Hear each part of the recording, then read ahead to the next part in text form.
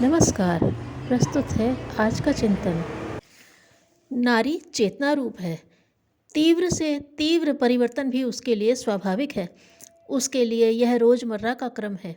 बेटी आज अपना घर छोड़ती है और कल बहू बनकर एकदम नए वातावरण में पहले से बिल्कुल भिन्न जीवन क्रम अपना लेती है।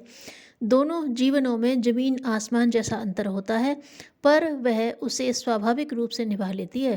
कर्तव्य की मांग के अनुसार अपने आप को ढाल लेने की अद्भुत क्षमता नारी को जन्म से ही प्राप्त है। नारी जागरण से संबंधित कोई भी परिवर्तन उसके लिए कठिन या अस्वाभाविक नहीं है। इसी प्रकार समाज में फैले हुए नारी के प्रति दृष्टिकोण और व्यवहार को देखकर भी शंका नहीं की जानी चाहिए।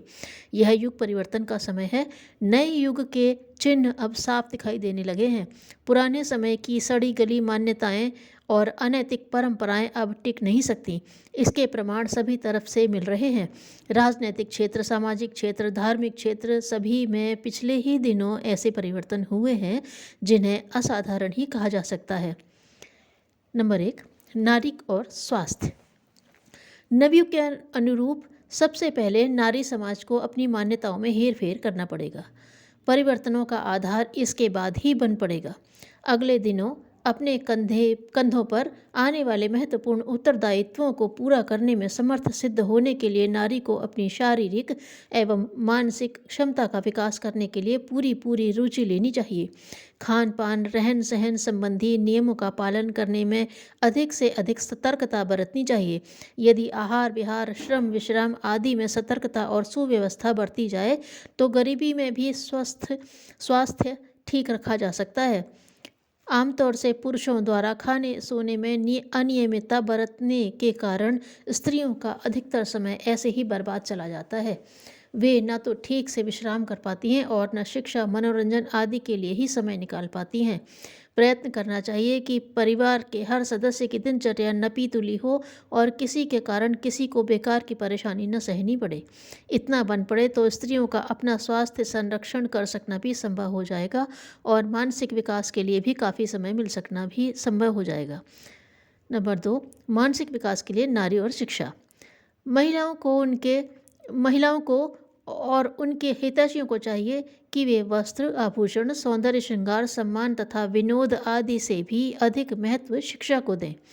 विद्या से बढ़कर और कोई संपत्ति नहीं। अशिक्षितों की तुलना पशुओं और अंधों से की जाती है। यह बहुत हद तक सही भी है। बिना पढ़े लोगों का ज्ञान घर गृहस्थी और पास पड़ोस से मिलने वाली जानकारियों तक ही सीमित रहता है। शिक्षितों को साहित्य के सहारे दुनिया भर के विद्वानों द्वारा बताए गए अति महत्वपूर्ण ज्ञान का लाभ मिलता है। उस ज्ञान की संपत्ति के आधार पर मनुष्य कितना ऊंचा उठ सकता है, इसकी असीम संभावनाओं को केवल शब्दों से ही नहीं समझाया जा सकता। अशिक्षित व्यक्ति जीवन के किसी भी क्षेत्र में महत्वपूर्ण सफलता नहीं पा सकते हैं। इसलिए जिन्हें अपना भविष्य अच्छा बनाने की इच्छा हो, उन्हें सुशिक्षित बनने के लिए पूरा प्रयास करना ही चाहिए। निरक्षर महिलाएं साक्षर बनने का प्रयत्न करें और साक्षर अपनी ज्ञान संपदा बढ़ाने के लिए उपयोगी साहित्य का नियम पूर्वक अध्ययन करें। एकमात्र स्कूली परीक्षाएं पास कर लेने से ही शिक्षा का उद्देश्य पूरा नहीं हो जाता। व्यक्ति एवं समाज के जीवन से संबंधित अनेकानेक समस्याओं का स्वरूप और सही समाधान जानना जरूरी है। इसके लिए अनुभवी युग दृष्टाओं के विचारों को जानना समझना आवश्यक है। बेतुके उपन्यास या ऐसे ही दूसरे बेहुदे साहित्य को पढ़ने से ज्ञान संवर्धन का उद्देश्य पूरा नहीं हो सकता। इसके लिए ऐसी पुस्तकें चाहिए जो महिला जीवन से संबंधित हर पक्ष की आदर्शवादी किंतु व्यवहारिक शिक्षा दे सकने में समर्थ हों। जो ऊंची स्कूली शिक्षा पा चुके हैं वे भी जीवन के लिए उपयोगी ज्ञान की दृष्टि से प्रायः पिछड़े हुए ही रहते हैं। इस अभाव की पूर्ति के लिए मिलजुल कर साधन जुटाने का प्रयत्न करना चाहिए। आवश्यक है कि हर समय हर जगह ऐसे पुस्तकालयों की स्थापना हो जिनमें महिला समस्या के समाधान प्रस्तुत करने वाला उपयोगी साहित्य पर्याप्त मात्रा में हो, जिससे उस क्षेत्र की ज्ञान की भूख शांत करने का साधन बनता रहे। नंबर 3, नारी और आर्थिक क्षेत्र।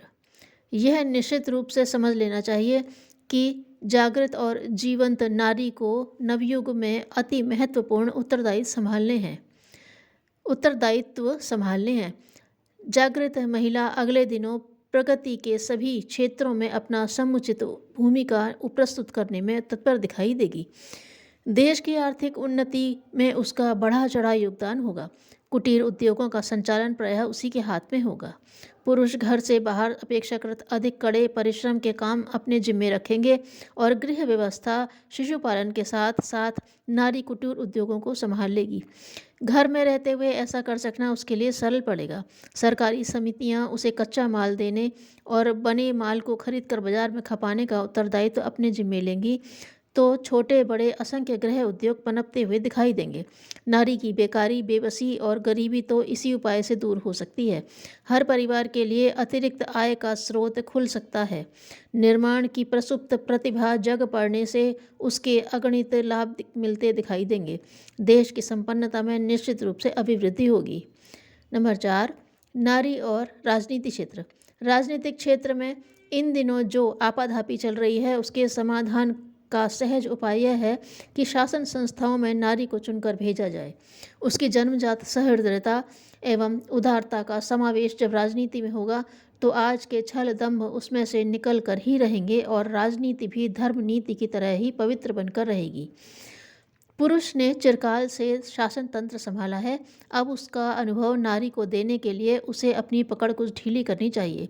टाउन एरिया, म्यूनिसिपल बोर्ड, जिला परिषद, विधानसभा, लोकसभा आदि में भी उसे स्थान देना चाहिए, ताकि इस आशा का उदय हो सके कि सत्ता किसी वर्ग विशेष की बपौती नहीं है। उसके संचालन निर्वाह का उत्तरदायित्व दूसरों को भी उठा देने वाली उदारता का आरंभ हो गया है। यूँ नारी का अपना ही बहुमत है। आबादी की दृष्टि से उसकी संख्या लगभग आधी है। उसके अपने ठोस वोट ही 50% हैं। दूसरे पक्ष के भी कुछ तो वोट कट ही सकते हैं। इस प्रकार यदि वह अपनी पर अड़ जाए तो प्रजातंत्र विधान के अनुसार आदि से अंत तक पूरी शासन सत्ता अपने हाथ में ले सकती है। वैसी तनातनी उत्पन्न न होने पाए, इससे पूर्व यही उचित है कि सत्ता संचालन में उसकी स्वाभाविक उदारता और सज्जनता का समावेश होने दिया जाए और उसका पूरा लाभ समूचे जन समाज को मिलने दिया जाए। नंबर 5, नारी और साहित्य क्षेत्र। साहित्य के क्षेत्र में, कला के क्षेत्र में नारी का प्रवेश होगा तो निश्चित रूप से वह अपनी शालीनता सुरक्षित रखेगी। उसकी कलम से अश्लीलता और कामुकता भड़काने वाला, अपराधी प्रवृत्तियां उभारने वाला कुत्सित साहित्य नहीं लिखा जा सकता। मातृशक्ति को, द्रौपदी को निर्वसन करने की, सरस्वती को वैश्य स्तर तक घसीट लाने की उच्छृंखलता तो पुरुष ही बरतता रहा है, लेकिन नारी अपनी निज की गरिमा को इस प्रकार कलंकित न होने देगी। वह जो कुछ लिखेगी अपने पिता, पति, भाई और पुत्र को सद्भावना संपन्न बनाने वाला ही हो सकता है। प्रेस, प्रकाशन, पत्रकारिता, साहित्य विक्रय के क्षेत्र में नारी को वर्चस्व इसलिए सौंपा जाना चाहिए कि आज इन क्षेत्रों में घुसी हुई विकृतियों का निराकरण कर सकना उसकी शालीनता द्वारा संभव हो सकता है। कोई किसी की आत्मा को लोभ अथवा मद दिखाकर खरीद ले तो दूसरी बात है, अन्यथा नारी की आत्मिक कलाकारिता यदि स्वेच्छापूर्वक कला मंच में उन्मुक्त वातावरण में प्रवेश करेगी तो उसका संगीत अभिनय पूरी तरह शालीनता से ही भरा पूरा होगा। पवित्रता और प्रकाशवान प्रखरता से भरा हुआ कला मंच किस प्रकार मानवीय अंतरात्मा को परिष्कृत बना सकता है, इसकी कल्पना करने मात्र से पुलकन उत्पन्न होती है। नंबर 6, नारी और सेवा के क्षेत्र। सार्वजनिक सेवाओं और सरकारी विभागों में भले ही अन्य सारे विभाग पुरुषों को दे दिए जाएं, पर शिक्षा, चिकित्सा और समाज कल्याण तो मात्र नारी के लिए ही सुरक्षित रखे जाने चाहिए। यूँ उसे हर क्षेत्र में प्रवेश करके अपनी विशेष प्रतिभा का परिचय देने का अवसर मिलना चाहिए, पर उपरोक्त 3 विभाग ऐसे हैं जिनमें अधिक सहृदयता और स्नेह सिक्तता एवं अधिक सृजनात्मकता की आवश्यकता है। नारी अपने सहज स्नेह से बालकों के अंतःकरण को गुदगुदाती हुई न केवल जानकारियां ही उनके मस्तिष्क में उतारेगी, वरन आत्मा में सद्भावनाओं एवं सत्प्रवृत्तियों का सफल बीजारोपण भी करेगी। रोगी अपने चिकित्सक से मात्र औषधि ही नहीं चाहता, वरन उससे सहानुभूति की भी अपेक्षा करता है। कहना न होगा कि यह भंडार नर के पास न्यून ही है। उसकी विपुलता तो भगवान ने नारी में ही भरी है। जिसके पास कुछ है वही तो दूसरों को कुछ दे सकेगा। समाज की विकृतियों का अधिक दुष्परिणाम नारी को ही भुगतना पड़ा है। अपने कांटे को आप निकालने और अपने घावों पर मरहम लगाने में उसकी सहज उत्कंठा रहेगी।